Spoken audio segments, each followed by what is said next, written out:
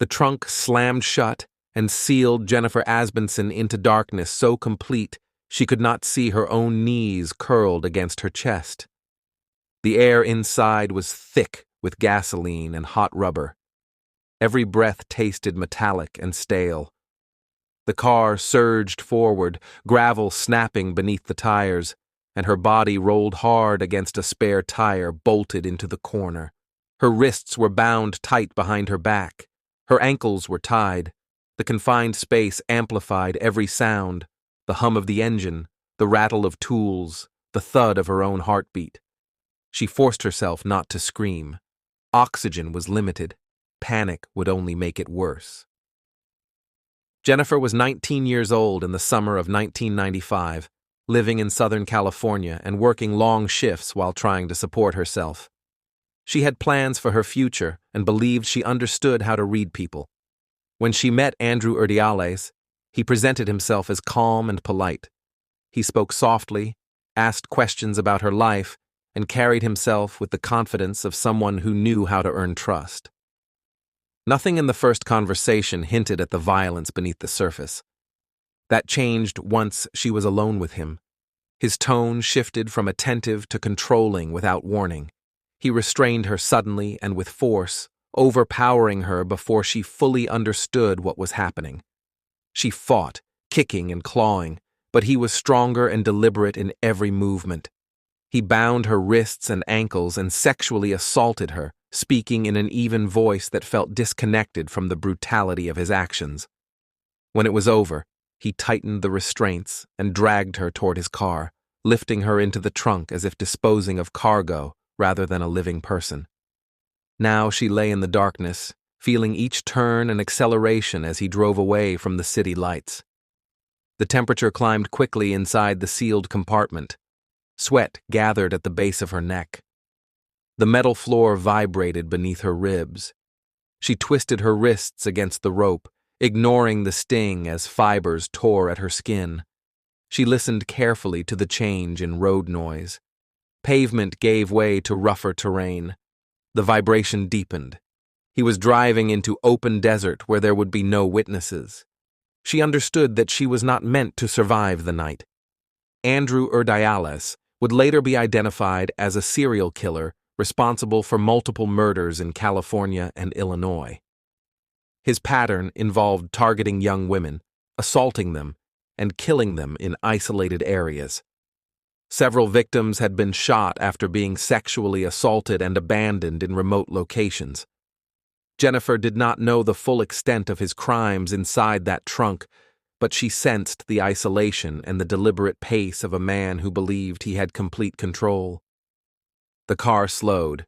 Gravel crunched louder beneath the tires. Then it stopped. The engine idled for a moment before cutting off. Silence pressed in, broken only by the ticking of cooling metal. She heard his door open and close. Footsteps moved around the vehicle, then drifted away slightly. She forced herself to think instead of cry. With her hands tied behind her back, she searched the interior blindly with her fingers. Her shoulder brushed against something rigid. She inched her body until she could feel it clearly. It was a metal support bar near the trunk hinge. She maneuvered awkwardly, gripping it despite the restraint cutting into her wrists. She knew she might have only one chance before he returned. Outside, she heard him walking away across loose gravel. She wedged the metal bar toward the latch and pushed upward. It slipped once with a dull scrape that made her freeze. No footsteps returned. She tried again, straining against the rope and driving her shoulder upward for leverage. The latch resisted. Her arms trembled violently. She shoved harder. The trunk lid shifted slightly, creating a thin seam of moonlight. Fresh air poured in, cool against her overheated skin. She kicked with both feet, slamming her heels against the lid again and again until the weakened latch gave way. It burst open. Jennifer rolled out onto hard desert ground and scrambled to her feet. The rope still bound her wrists behind her back. Her ankles were tied loosely enough to allow short, uneven strides. She ran anyway. Sharp stones tore into her bare feet immediately. Dry brush scraped her legs. Behind her, Urdiales shouted and began chasing her. She could hear his footsteps gaining on uneven ground. The desert stretched wide and dark, except for distant headlights cutting across a highway ahead.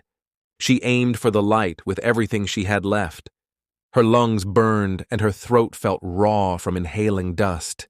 Each step drove gravel into open skin. She stumbled once, but caught herself and kept running. The ropes cut deeper into her wrists as she pumped her arms for balance. She knew that if he caught her, there would be no second escape. Headlights grew brighter. Jennifer screamed at the top of her lungs and sprinted toward the road.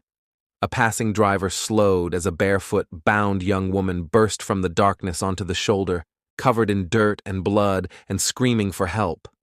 The vehicle braked hard. Urdiales stopped several yards behind her, hesitated at the sight of witnesses, and then turned and fled back into the desert. Jennifer collapsed onto the pavement, shaking uncontrollably. The driver rushed to her and called law enforcement. When deputies arrived, she provided a detailed description of her attacker, his vehicle, and the assault. Despite shock and trauma, she forced herself to remain accurate. Andrew Urdiales was arrested not long afterward. As investigators built their case, they uncovered connections to multiple murders across state lines. Evidence eventually linked him to several killings in California and Illinois. Jennifer's escape and testimony became critical in exposing a predator who had already taken lives and would have taken more. In court, she faced him again. She described the assault, the confinement in the trunk, and the desperate decision to fight instead of waiting to be killed.